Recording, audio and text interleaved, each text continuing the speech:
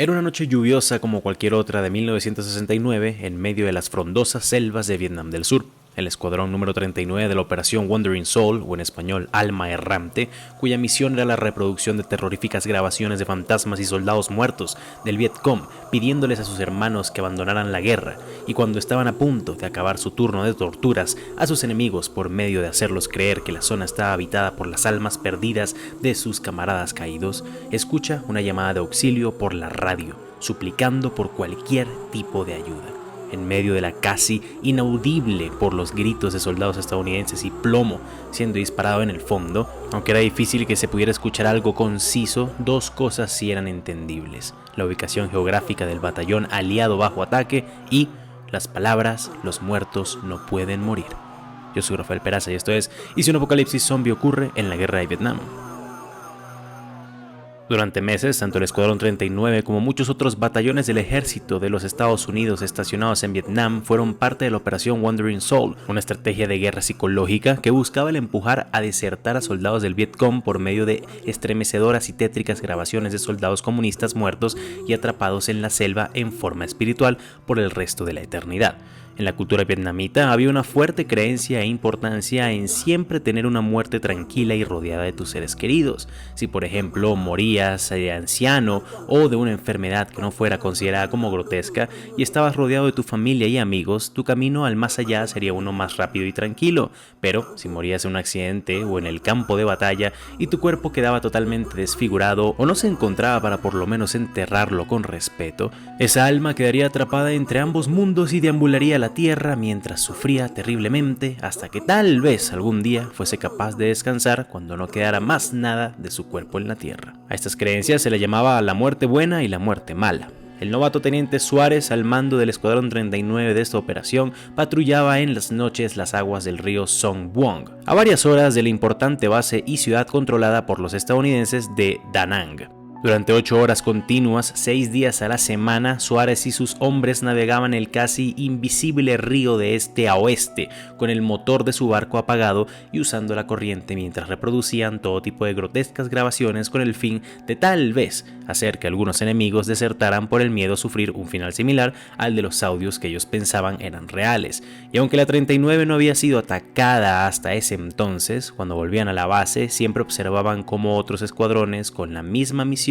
pero en otras zonas volvían con sus barcos llenos de balas y con cada vez menos y menos soldados. Resulta ser que el Vietcong se había dado cuenta del truco de a los que ellos llamaban los imperialistas y al escuchar las grabaciones simplemente comenzaban a abrir fuego sin discreción en contra de los estadounidenses. Aún así, debido a la estructura celular y a la poca comunicación que tenían las tropas comunistas en las selvas del centro del país, que algunos VC, es decir Vietcong, estuvieran al tanto de las tácticas de la alma errante no quería decir que otros también lo estuvieran, por lo que a pesar de ahora literalmente ser un objetivo claro y abierto, se les sigue dando la orden a todos los escuadrones restantes de seguir saliendo en las noches a cumplir con su macabro deber. La noche en la que la 39 escuchó el desesperado llamado de auxilio de otro de los escuadrones de la Wandering Soul no podía ser una peor para Suárez y sus hombres. Debido a los crecientes ataques enemigos a la base, las raciones no habían llegado completas, lo que los hizo comer menos y ser obligados a tomar agua del río. Luego de varias horas de patrullar, la lluvia había comenzado a caer como nunca antes, justo por tomar el agua del río, a la que no estaban acostumbrados ya que casi toda el agua que tomaban era embotellada y limpia. Muchos de los soldados en el barco sufrieron de fuertes diarreas, fiebre y muchas cosas más, y de paso al escuchar toda la noche las tétricas grabaciones y de repente justamente recibir semejante llamada tan aterradora y a la vez exasperada, hizo que cuando Suárez diera la orden de encender los motores, un silencio incómodo entre él y sus 4 compañeros se tomara el barco entero. Al ninguno de ellos, siendo reclutados obligados novatos y sin experiencia militar, quería seguir dicha orden. Pero luego de una fuerte insistencia del teniente, los motores son encendidos y el rumbo es trazado. Durante el viaje, varios de los soldados se le acercaron al teniente para decirle que lo más seguro era que la llamada era una trampa, un llamado de auxilio por la radio muy poco entendible. De lo poco que se logra entender de paso son coordenadas y la rara frase "los muertos no pueden morir". Todo eso era muy conveniente, y más cuando la llamada es escuchada justo por un escuadrón de la Wandering Soul y cuando ya el Vietcong sabía de sus estrategias psicológicas. Todo eso parecía justamente una cucharada de su propia medicina por parte de los vietnamitas, que haría que o cayeran en su emboscada o huyeran por terror y abandonaran su patrullaje. Pero, por muy lógico que los hombres sonaban, Suárez había pasado por mucho para llegar al puesto que tenía. Había sufrido más que cualquier otro soldado para por fin llegar al rango de teniente, y tenía que demostrarle a todo el mundo, pero más importante aún, a él mismo, que tanto él como muchos más como él eran aptos de no solo ser soldados rasos y carne de cañón en el ejército de los Estados Unidos, sino que tenían potencial para mucho más. Así que, ignorando lo que los demás soldados le estaban diciendo, el rumbo seguiría siendo las coordenadas de la llamada de auxilio. Aparte del teniente, en el barco estaba el artillero Orton, un muchacho de Alabama que nunca había salido de su pueblo hasta el día que lo reclutaron, el mecánico y conductor del barco Johnson, criado sin padres por las peligrosas calles de Harlem, el cabo Schwartz, un delgado y con muy pobre visión, tipo de California que solo quería ser rabino hasta que llegó la guerra, y por último también estaba Vira, un traductor survietnamita que estaba estudiando para ser historiador especializado en el sudeste asiático, hasta que la guerra comenzó y que detestaba esta guerra psicológica que se estaba aprovechando de sus costumbres. Ninguno de ellos quería estar ahí, pero después de lo que estaban a punto de vivir, el volver a como era la vida antes no sería una opción.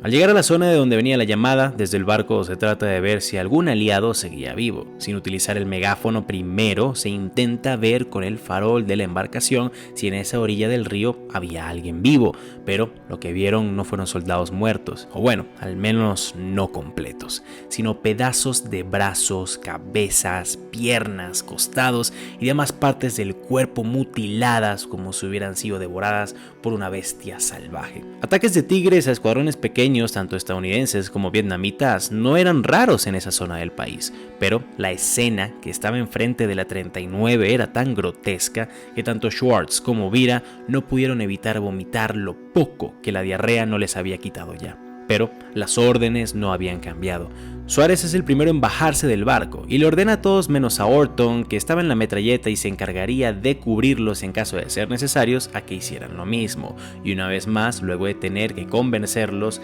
al claramente estos no querer obedecer después de ver lo que estaban viendo, terminan cediendo y haciéndole caso al teniente.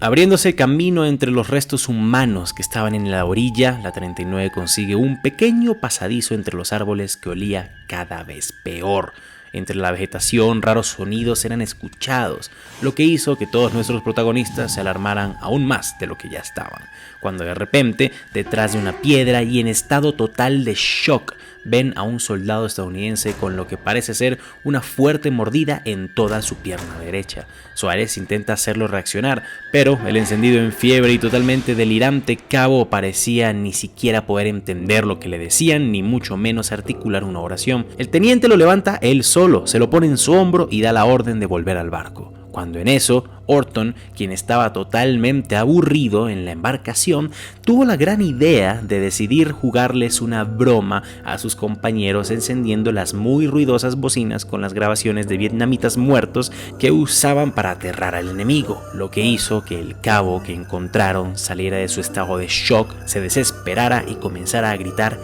¡corran! Entre los árboles, los sonidos raros que estaban escuchando comenzaron a intensificarse de tal manera que incluso con el ruido de las grabaciones, estos podían identificarse. Aterrorizado y corriendo a todo lo que podía junto a sus compañeros, Schwartz voltea su mirada para detrás del camino y lo que mira es un grupo de soldados tanto del Vietcong como estadounidenses que parecían estar poseídos, extremadamente sucios y hasta heridos, también corriendo a toda velocidad hacia su dirección. Desesperados, apenas llegaron a la orilla, al Orton ver la horda de lo que solo podía describirse como monstruos con uniformes rasgados corriendo detrás del resto de la 39, quita su cara de chiste y la cambia por una de total y puro terror, por lo que ni siquiera puede reaccionar y usar la metralleta para cubrir a sus compañeros. Aún con el cabo herido en su hombro, Suárez toma su M16 y con una sola mano abre fuego de cobertura para que Johnson, Vira y Schwartz se subieran al barco y recibieran al único superviviente de esa masacre.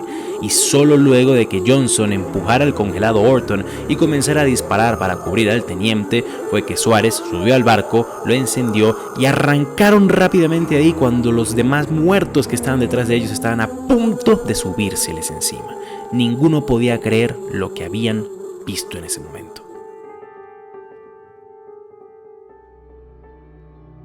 Luego de que el pánico, la incertidumbre y varios kilómetros de río habían sido dejados atrás, todos en el barco lograron calmarse un poco y hablar de lo sucedido, mientras Suárez revisaba las heridas del cabo que habían encontrado en esa selva maldita. El hedor que éste emitía era casi insoportable. Durante varios minutos el teniente trató de mantener despierto al sobreviviente para que éste no muriera y también pudiera contarles lo que había pasado con el resto de su unidad, pero todos sus esfuerzos fueron en vano. El muchacho había muerto.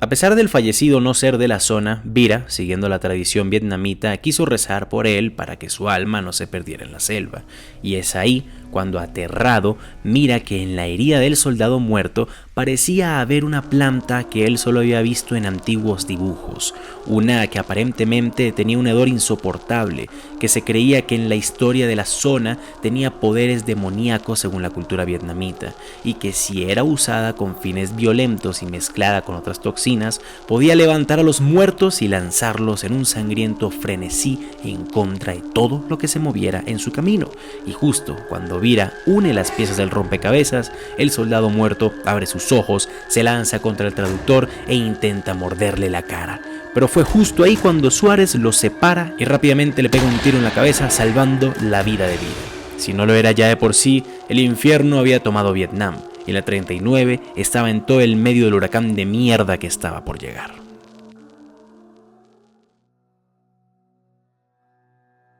Y bueno, mis amigos, hasta aquí dejamos esta historia por hoy. Espero poder seguirla muy pronto y que la hayan disfrutado mucho. Pero recuerden que el crear esas historias, por mucho placer que me dan, sigue siendo mi trabajo. Así que la única forma de que pueda seguirla es si reciben mucho apoyo en la forma de visitas para que me sea rentable seguir escribiendo más capítulos de la misma. Así que ya saben, pásenle este video a todos sus amigos para que puedan verlos y así también llegar a más personas.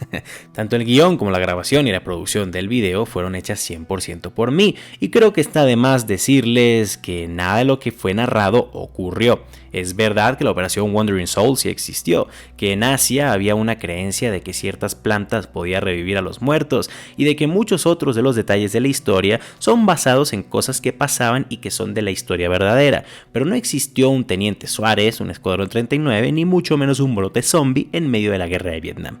Se sorprenderían que me toca decirlo, pero mucha gente me pregunta si las cosas que narro en este canal de verdad son ciertas, así que me veo obligado a decirles que no, mis amigos, no lo son. Si te gusta la historia y la cultura no solo de Rusia, sino de todo el mundo, te invito a que te suscribas a mi canal personal, El Señor Baúl, donde muestro en primera persona todo tipo de bellezas y joyas culturales e históricas que visito en mis viajes. Hablo sobre ellas, su contexto y también monto vlogs sobre cómo es vivir esas experiencias y muchas cosas más. En serio, espero ver muy pronto tu suscripción y comentario y que disfrutes mucho del contenido que publico allí. También me encantaría que si no estás suscrito a este canal, El Baúl de los Conocimientos Inútiles, también le des a ese botón rojo que aparece abajo. Por alguna razón, YouTube no está notificando a todo el mundo sobre cuándo montamos nuevos videos, así que activa la campana de notificaciones para que no te pierdas ninguno de nuestros trabajos. Así como muchos se podrán haber dado cuenta, la verdad es que últimamente los números de muchísimos canales en YouTube, incluyendo el nuestro, han estado cayendo bastante, lo que ha perjudicado significativamente nuestra habilidad de hacer más videos, ya que una vez más, tanto la investigación como la escritura del guión y la producción del video ahora recaen netamente en mí, en vez de en el equipo de 4 personas que manejábamos desde inicios del año pasado. Por lo que no hay mejor momento para apoyar directamente a este canal que este momento por medio de Patreon, una plataforma donde podrás donar la cantidad de dinero que desees para ayudarnos a poder hacer más contenido y mantenernos económicamente estables. En esta también podrás hablar conmigo directamente y sugerir todo tipo de temas de una forma mucho más efectiva. Por eso mismo quiero agradecer a nuestros Patreons principales: 1. Fernando Rafael García Pérez, Mark, Gabriel Gabriela Mezquita, Fran de Cirán, Sevilla 212 y Liana Sereno Napolitano por ayudarnos en estos momentos y ser los mejores Patreons que uno puede tener. Tú también puedes ser parte de ese grupo yendo al link que aparece en la descripción. De verdad que te estaría eternamente agradecido. Aún así también quiero agradecer a todos ustedes, Patreons o no, por siempre mantenerse fieles y seguir viendo nuestros videos semana tras semana. Un abrazo para todos, no olviden seguirnos en Instagram en @elbaúl_youtube para más contenido y sin nada más que agregar, yo fui Rafael Peraza para el Baúl de los Conocimientos Inútiles y que tengan muy buen día.